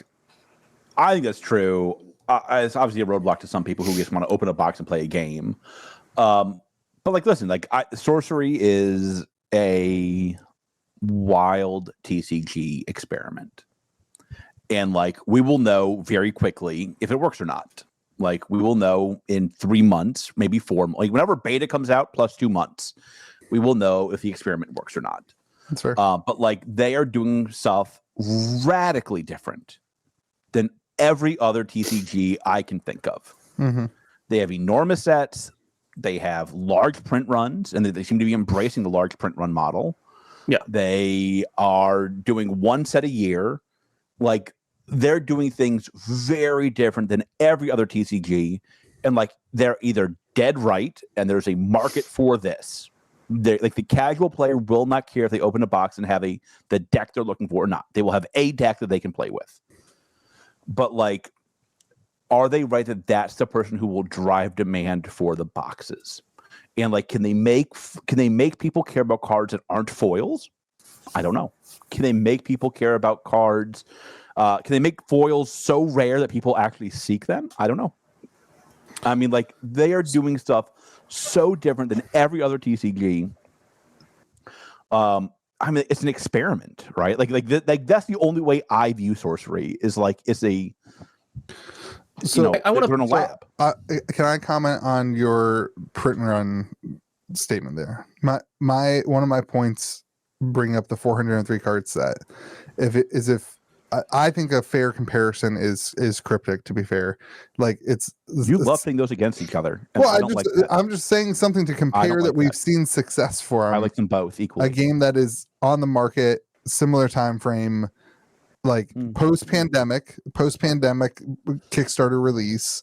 It was a Kickstarter game in the pandemic, and it released after the pandemic. Sorcery, 29,000 boxes. the set size is 2.77 times the size of, or 2.66 times the size of Cryptic. So if you divide that by the 29,000 boxes, you're looking at the equivalent of 10,900 boxes if you compare it to Cryptic. In terms of the number of cards in the, if you divide the set, you see what I'm trying to do? I see what you're trying to do. I don't know if that makes a ton of sense though. Why not? Like if you say that because sealed prices also matter. How many things people keep sealed matters.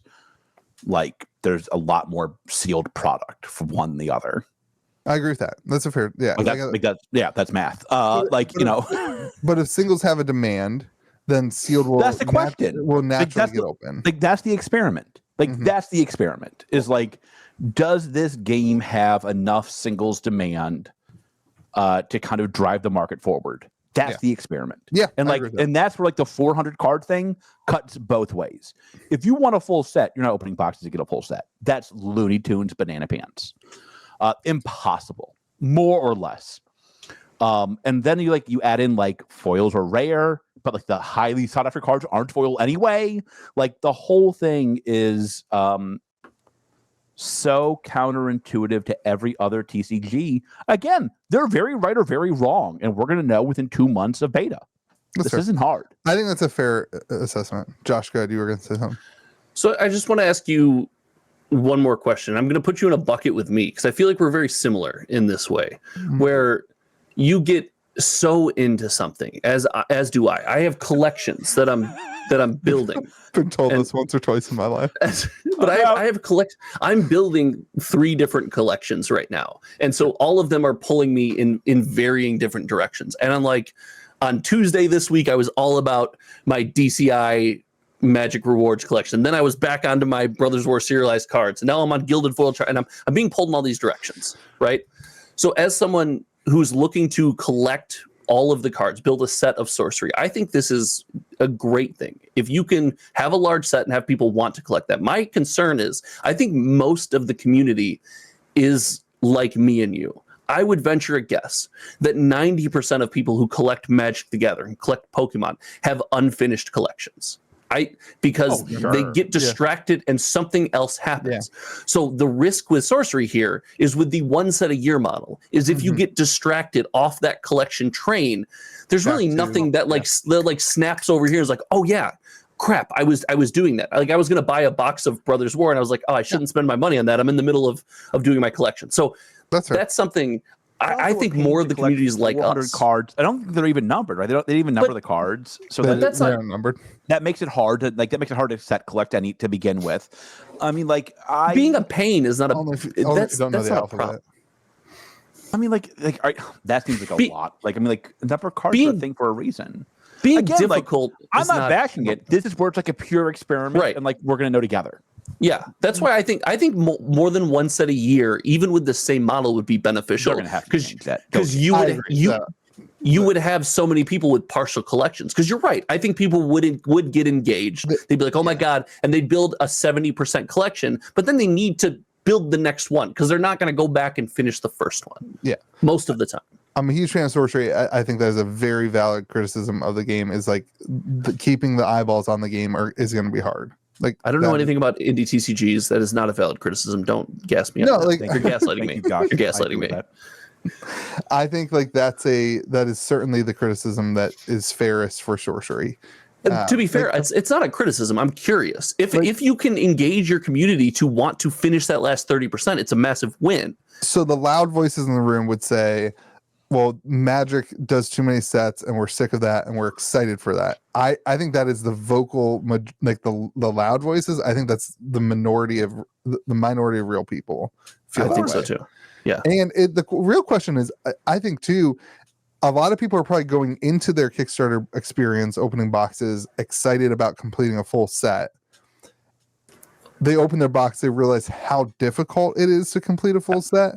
And then they see the box prices and they very easily will. I've already seen people reach out to me and say, hey, I bought a box of beta. This is why I bought beta, because I'm going to go for the full beta set because I'm not going to be able to afford the alpha set. And so they are not only going to not potentially not have eyeballs on the game as a result of the delay in releases and that kind of stuff. But now they're not even really engaging in alpha collecting as a result of feeling like they're outpriced. So you did a comparison there that kind of sparked something in my mind, and I would actually maybe caution indie TCGs too, because so much of this either follows the Magic train. You either mimic the style, or you try to go against the grain, right, and get that disenfranchised community that doesn't feel like they're being fulfilled by that model. But what Magic is doing is it is effectively teaching consumers, just because a game releases a box and puts it on the shelf doesn't mean it's for you. And the community is embracing that.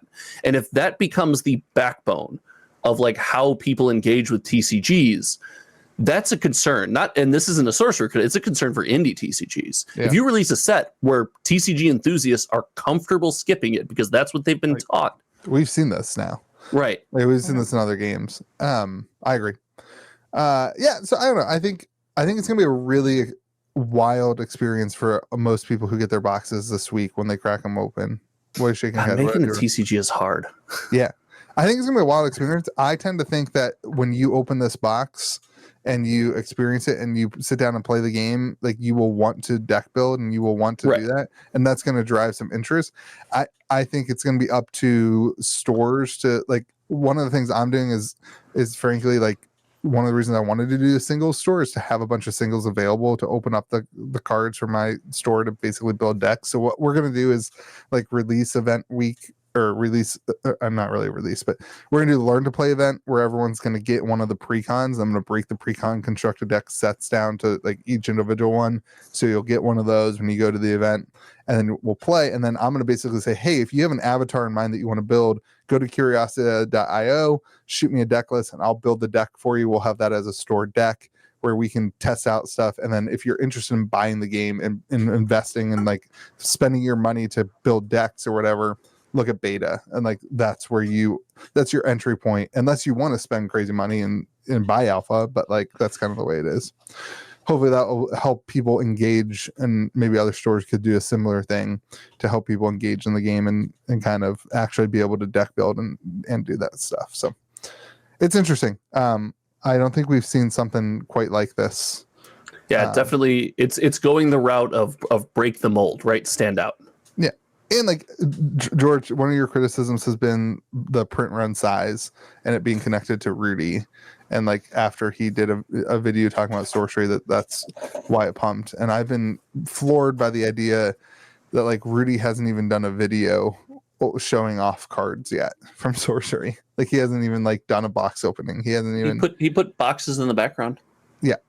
Like, when this gets in front of people on a wider spread, I think it's gonna be really a crazy thing. But there's some big takeaways here. Rudy and box opening is GOAT, and George was right about box openings all along, that really hurts to say out loud. And making a TCG George is hard. Right should just be the new title of the podcast. I'm just gonna say it. That's not gonna happen. Like, listen, making a TCG is hard. I know that I've had my problems with it all. I guess, like, the opposite take, I guess next week would be fine. I was just saying, I've had my problem with different indie TCGs and things like that. Not me, baby. Metazu Mike and I make a bunch of jokes, but making a TCG is wildly difficult. So many things to consider. It's pretty amazing. You versus Mike in the cage match is what I need in my life now. That would be fun. He seems like he'd be a good sport too. Speaking of tiny indie TCGs, Lorcana got set up with stores this week. George, what were your thoughts and takeaways on the? It was great. Made the right calls. Making the right moves. They released some of the Little Mermaid cards, which I was all about. Oh, cool. You should know this stuff. You don't know anything about indie TCGs, Louis. That was wild to, like, just throw out there before you peppered us with indie TCG questions, by the way. I can't believe how much that pissed you off. That's why, you know. After last week, it didn't piss me off at all. It made me wonder, how am I supposed to answer you with any kind of validity? How am I supposed? You don't know anything about what I'm about to ask you, but let me ask you anyway. Like, how am I supposed to answer you? Like I got to prove too. I just want that. God. So it sounds like they told this, where they have to give us allocations by the 14th, which is amazing. I love them.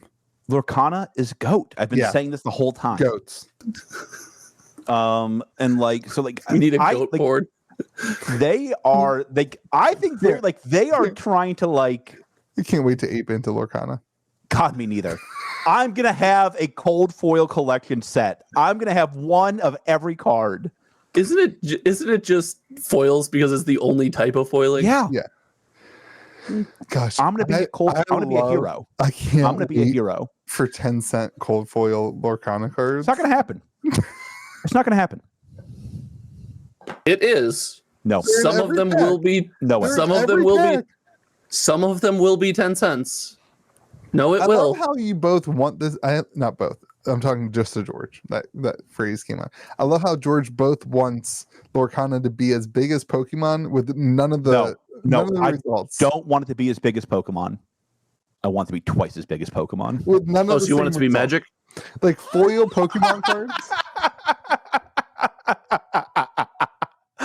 Got him. It's great because it took him a second to realize it. That delayed reaction from Louis was priceless. Oh my gosh, that was amazing. Josh also, wins. Louis, hook me up with some 151 buddy at cost. Come on, help me out, buddy. Hook me up, man. Please. I got you, Josh. Slide in the DM. I'm just a regular TCG enthusiast, Louis. Help. The way George feels about Commander Masters is the same way I feel about 151 and Obsidian Flames. The only difference is, like, if George gets burned, it's not going to matter. When I get burned, it's absolutely going to matter. Listen, I'm higher on 151 than I am on Commander Masters. That's right. Said it right here on the podcast. God, I can hardly wait. Can we just be a Pokemon podcast? Can you please get your chicken finger ready, Josh? For the week, get your ice cold chicken finger ready for the week. If it's hot. For the week that 151 comes out and is hot, I will be a Pokemon podcast. After that, will you do a Pokemon box opening on your channel? No. No, I'm a little guy. The algorithm already crushes me. You won't do a Lorcana one? I might. Yeah, of course. Everybody's gonna do a Lorcana one. Because Lorcana's GOAT. I might have to title it. Is this new TCG the Magic the Gathering killer though? Like I might have to title it something like that. Yeah. I might have to. Otherwise, the algorithm's gonna break me. I am so hyped for Lorcana. It's like stunning. YouTube's hard under 10K, Louis. It's hard, man. YouTube's hard at 10K for the record. YouTube's hard all the time, George. It's breaking us. I wish we could have a Lorcana conversation, guys. I've really tried. Okay, so let me be whiny about it for the next month. I think how come nobody wants to talk about the topic I want to talk about? George, if you don't say opening a Lorcana box is the best box opening experience you've ever had, then we're not friends, and I don't understand you at all. If you don't start a Lorcana singles store, you have zero commitment to the you better step up. All right, Louis, will you do me a favor? I will build your Lorcana singles store. Oh my god, I know where it's going to be found. I know where the Lorcana store is going to be found. Yeah, let's do it. Let's do it. I'll do it just for the meme. That's worth it. Oh my god. So I think the allocation thing's huge. I think it's super good. I wish all these games did it. Yeah. You know why? Because they're GOAT. Yeah. That's really good. Lorcana's sweet. I found a picture of me wearing Mickey Mouse, like a Mickey Mouse long sleeve sweatshirt and then a Mickey Mouse t-shirt. And I messaged my grandma. Apparently I was a huge Mickey Mouse fan. Like everybody massive. is. I didn't know this about me, but like Mickey. Like I was like one of those kids that went nuts about Mickey Mouse. I feel the same way about Disney as I feel about Lord of the Rings. I just like Star Wars. Yeah, but this isn't Star Wars. But it's Disney. Like Mickey does. Like Hail the mothership. Did you vote Willie?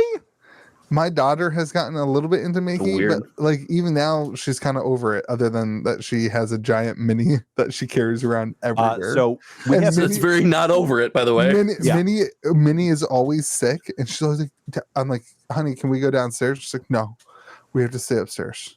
This is not a Lorcana conversation. Minnie is. It is. It's about Minnie. This is. So I'm excited to open up with her. I'll be like, oh my god! What if Lorcana then pivots into content and they make movies and cartoons and TV shows about the cards? be crazy. I will 100% be doing a box opening with my daughter on the channel. For of course, everybody will be. These are going to be fuego because this set is going to be amazing, and Lorcana is GOAT. We'll see. I'm pretty excited for 151. We have a whole learn to play event set up for that. Whatever it is. What is it? August 1st, right? I will tell people the same thing I tell anyone who asks me about indie TCGs, and if I'm playing them, I am at capacity. I will not be playing Lorcana. I will, however, be collecting about them. No, that's obvious. Louis already said it for me. Okay, let's finish up with what do you think about the card quality of Lorcana? We saw a couple cards this week. Like, what are your thoughts on the card quality, Louis? I gotta bend them. Nobody bent them. Yeah. I saw pictures of them. Nobody bent them though. Like, but nobody bent them on camera for me to see. Do you know what's ironic? And nobody I know and trust and love encouraged me to talk about it. So this is still on my desk from the first card quality conversation we had. God, that was the worst conversation. This is still on my desk. That was insufferable. This says more about me than it does about our podcast. Maybe that follows. Okay, speaking of our podcast, let's end it with the fan art blister conversation from MTZBWY. They look great. Yeah, fan art blisters look good. You get a free blister pack if you buy a native box at the MTZBWY marketplace. It's native out. Great. I like the fan art blisters. I think Board Game can do fan art blisters. I think fan art blisters is a really cool thing. Yeah, I think everybody should do them. Like the way to engage the community, people love them. Yeah, we're not going to talk about of all the MTZBWY topics. We're not going to cover Rudy told us what his MTZBWY preview card was. That thing is amazing. MTZBWY gets a shout out there. Shout out MTZBWY for doing that. You don't know what? Oh my god! Don't tell him. Be engaged with the. You don't know anything about indie TCG. Yeah, exactly. See how hard this is. I don't watch any TCG content anymore. I want to tell him what it is. I think the people watching our podcast should want to know. Let's go. Yeah, tell him. They did art, so Rudy's got instead of just the Rudy card, Rudy's family have cards, and the art is done by each family member. So like Rudy's card is essentially drawn by Rudy, his kid's card is drawn by his kid. And I've done Rudy kids. He always talks about his kid. Gosh, is that true? Yeah, that's true. I thought that's really cool. I think this is amazing. Awesome. How is this not getting run? You guys stink. Right. Go. And it's like you eat more. He eats crayons. It's like a joke of eating crayons. Yeah. And the more crayons he eats, the bigger he gets. And the cards are that's pretty funny. They meld together. It's like a meld mechanic, like magic. Yeah, it's like a Megazord. Yeah. That's the type of stuff that I think MTZBWY does so well. It's like that is really good. Yeah. That's a massive win. That's really cool. So I think that's sweet. Yeah. Cool. It's basically Rudy's own fan art blisters. That's how they should market them. Rudy's fan art blisters. That is how they should market them. That's kind of cool. Gosh, I should be the chief marketing Rudy officer. Faces on cards, dude. You and Rudy. God, did you get to draw yours? All right, goodbye, everyone. This has been a terrible podcast. I think this is a great podcast. I don't understand why you don't like this podcast. Thank you for watching. We appreciate you all. Make sure you go subscribe to next Josh's week. channel. I will try again. Next week I won't be here, but the week after I will try to get them again to engage in Lorcana. I am sorry they did not discuss it. We'll see how the podcast goes next week, and we'll evaluate if George is invited back or not. To the 4 viewers that show up next week, I'm very proud of you. You're banned next week, dude. You don't insult Tay-Tay like that. Yeah, I can't believe how much you hate Tay-Tay. I can't believe that. Well, you didn't show it. This is true. I drove to Raleigh 2 weeks ago. I listened to Tay-Tay the whole way up and the whole way back. She'll probably write a bad song about how we broke her heart. Yeah. No, he told everybody to be nice to John Mayer even in their tour this week. I hate that you know that. Why? It tells me everything I need to know about you. I love that this is a podcast that we've been doing for 2.5 years. You don't know Rudy's has a kid? But you know Tay-Tay wants you to be next to John Mayer. Yeah. God. All right. Goodbye, everyone. Go subscribe to Josh's channel. Come back next week when you don't have to listen to this clown. And Jesus.